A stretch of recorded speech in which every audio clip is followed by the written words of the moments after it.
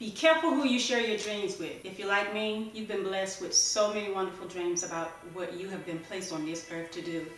And you get excited about what you've been called to do, what God has called you to do, no matter whether or not it's in marriage, or if it's in your career, or if it's in your education, or with your family, or in ministry. You are excited. And when you have discovered your purpose, when you have discovered what it is that you want to do in life, you want to shout it to the entire world. But we have to be careful about that. And trust me, I had to learn the hard way that you cannot share your dreams with everybody. There are three types of people. There are the dream builders, the dream killers, and the dream stealers. The key is knowing who is who. You see, a dream builder, once they hear about your dreams, will pray for you, will encourage you, will be there for you through your ups and your downs. They're going to give you the good, the bad, and the ugly of it all. They're not going to always tell you what you want to hear, but they're going to always tell you what you need to hear so that you can continue to grow. They're not people that are easily intimidated. They are secure and confident in who they are. They already know what their purpose is in life. That person is going to stick it out and be there for you no matter what. They're going to become your backbone. But then you have the dream killers, that one person who's going to be quick to tell you why you cannot accomplish this particular dream, why you are not worthy of having this dream be fulfilled in your life, why you are not qualified to accomplish that dream. And then you have the dream stealers, that person that will seemingly support you, that will say that they have your back, but all along, under the surface, they're stealing your ideas, they're stealing your concepts. They're stealing your sources of support because they want to take your dream and make it their reality. The harsh reality is sometimes your dreams will be an insult to others. I'm reminded of Joseph in the Bible when God first gave him his dream that he would someday become great, and his brother's reaction when he initially shared it with them. And then he had another dream, and he went back and he shared it with his brothers and his daddy. And it was an insult to them because they were like, okay, so you're telling me that one day you're going to be over us, you're going to lead us? Now Joseph in his excitement just wanted to share it with his family.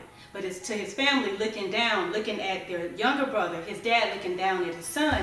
They're like, there's no way in the world one day you're going to become over us one day. And think about it. How would you feel? Would your pride kick in if your younger sibling or if your child came to you and said, hey, you know what, Mom? You know what, Dad? You know what, big sis? You know what, big brother? I have a dream that one day you're going to report to me. Initially, that pride will come in. Now, Joseph didn't mean anything about it. He was just initially excited and he wanted to share it. But not everybody can handle the greatness that God has placed inside of you. Sometimes you have to keep it to yourself and let what happens happen, so that while God's preparing you for what He's called you to do, God can prepare them for what He's called you to do.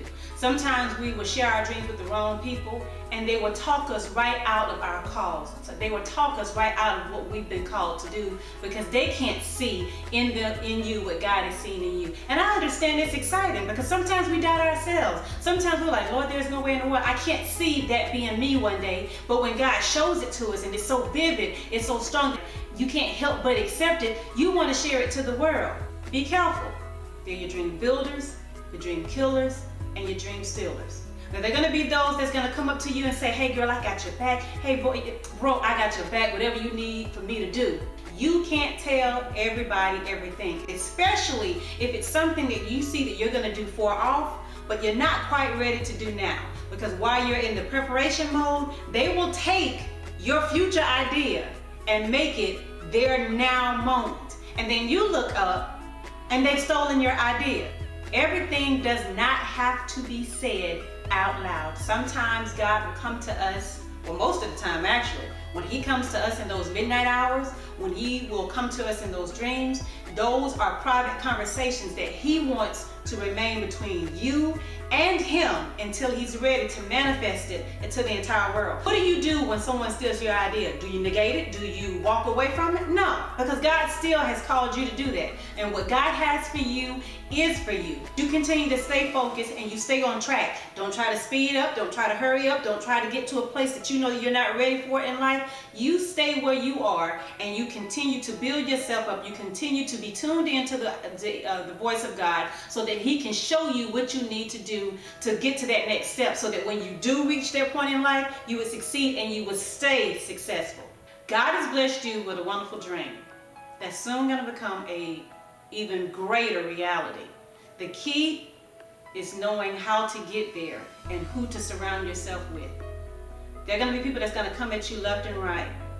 Keep your eyes on God, and He'll be able to tell you the difference between the ones that you need to hold on to and let go of. The dream builders, the dream killers, or the dream stealers. The challenge is knowing the difference between all three. This is not something that you'll be able to determine on your own. Trust God, and He will guide you every step of the way. May God continue to bless you, and I hope this has been a blessing for you. This has been B. Have a blessed day. Bye-bye.